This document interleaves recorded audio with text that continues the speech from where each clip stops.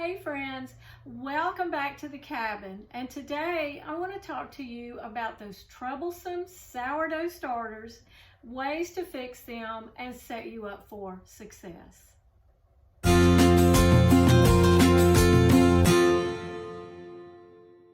A common point of frustration with beginning sourdough bakers is a sluggish sourdough starter, or one that just doesn't even seem to want to start. It just kind of just lays there and never does really grow. There's several reasons for that, and we're going to cover those.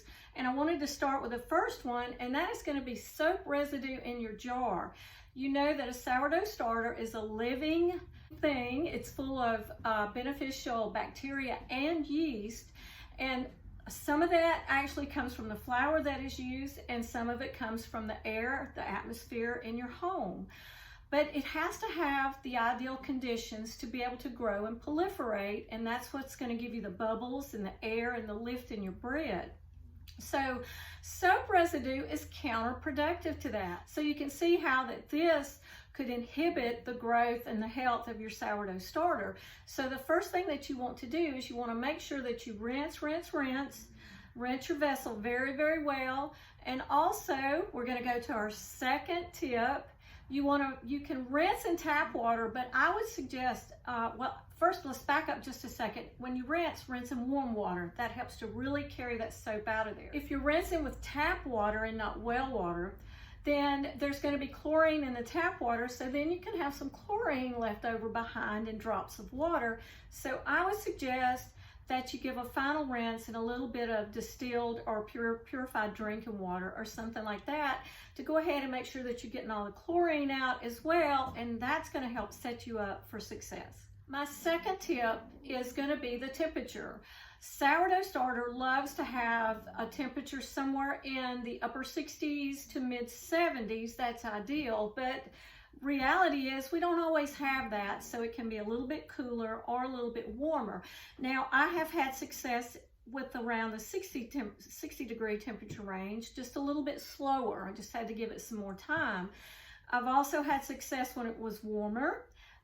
But it's gonna really get active a whole lot faster. So you need to be where you can watch it and catch it when it's ready for your recipe.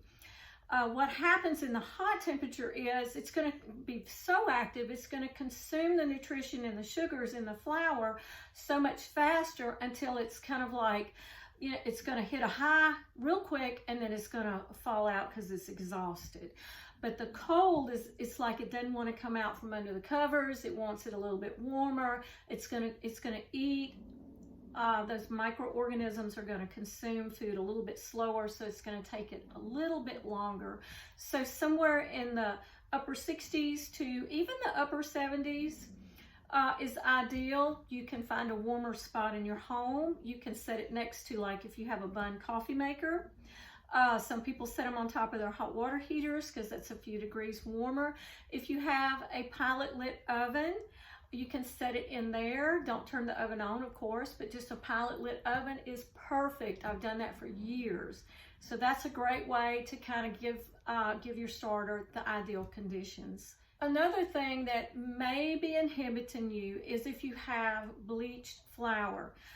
Now, bleached flour, it's not so much that there's chlorine still on the flour, because most of that would probably be evaporated at that point. Bleached flour also has had those microorganisms that live naturally on flour. They have been killed off by the bleaching process. So if you're using bleached flour, it's possible that you may not get your starter going, or it may not be strong. It may just be sluggish, and it just doesn't want to wake up. Another problem that you can have is old or rancid flour. Now, store-bought flour is very, very stable. It can last up to a year, 2 years even, if it's stored properly with a minimal amount of oxygen. But it can still go rancid over time. It just takes it much longer. Now, fresh milled flour should be used almost immediately. It shouldn't be stored very long because it has so much of the natural fat still with it, which is what makes it great, but makes it not so shelf stable. So you want to be sure that you're using the freshest flour as possible. If you're grinding, you want to use that, grinding your own grains, you want to use that as quickly as possible. If you're buying store-bought, you want to be sure to use that also as quickly as possible, at least by the use-by date on there to prevent that. And the problem with that is the fat is oxidized. There may be some unwanted bacteria that has taken up home there because it's the ideal conditions for the bad bacteria, not necessarily the good. So rancid flour is a no-no. You don't even want to try it with your with trying to start or kickstart your sourdough starter. So what are some things that we can do to help a sluggish starter besides touching on these tips, maybe changing some of those things, but you still are maybe struggling just a little bit? There's a few things that you can do to help it along, maybe give your starter a boost. So if you're trying to get a starter going and you're using tap water, as we talked about before, it's going to probably have some type of chlorine additive to it for the antibacterial properties to make it safe to drink. But that's counterproductive for your sourdough starter, so you don't want to use tap water. You can use distilled rainwater, well water, purified drinking water, or anything that's not chlorinated. You can also try adding about a tablespoon of unsweetened pineapple juice. I think the science behind that is the enzymes in the pineapple juice, the microorganisms on the flour just absolutely love it. I'm not 100% sure of the science behind it, but I have done it and it works tremendously well. So you might try just adding a tablespoon of your pineapple juice, unsweetened. And also you can, if you make milk kefir, it's fermented, of course, you can add about a tablespoon of your kefir whey to that and see if that will help jumpstart your starter. That has also worked very well for me. I had a starter that, as a matter of fact, it was actually this one, and you can see this one I fed this morning, and it's very active. You can give it a little bit of the milk kefir whey because you're giving it a boost of organisms, that the good organisms and microorganisms. I left mine on the counter too long. We were so busy working on our house and trying to get some things done, and I lost count of the days. I'm kind of neglectful. I'll let mine go 2 or 3 days on the counter if I don't use it and not feed it. Well, this had probably been more than a week, and I thought I had lost it, but I didn't.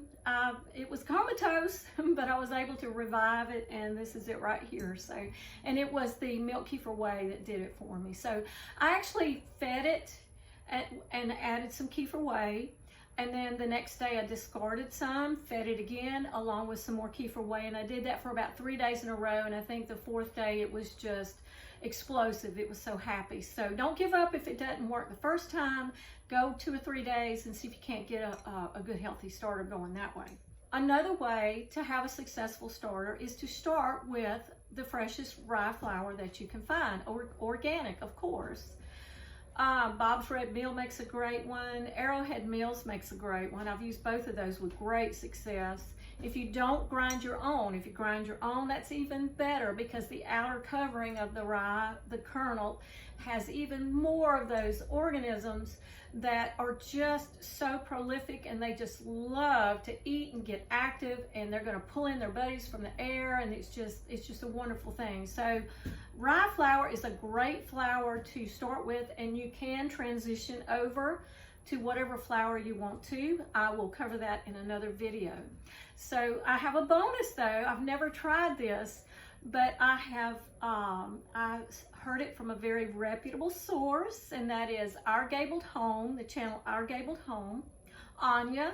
She suggests adding a pinch of caraway seeds, and that comes from her mother, who is a master sourdough baker in Germany from way, way back, her mother and her grandmother. So you might even try a pinch of caraway seeds in there and see if that doesn't help you wake up that sourdough starter and get it ready to go to work. I hope you go give some of these a try and see which ones work for you. Don't give up. Keep trying and keep trying. You're gonna find success. There are no failures. There's only lessons. You learn from those mistakes, and that's how you become wise in life. If you've had trouble with your sourdough starter and you've tried other things and they were successful, please drop them in the comments below and share them with our community. But I also want to share something else. Don't ever forget that your Heavenly Father loves you. And we'll see you on the next video. God bless.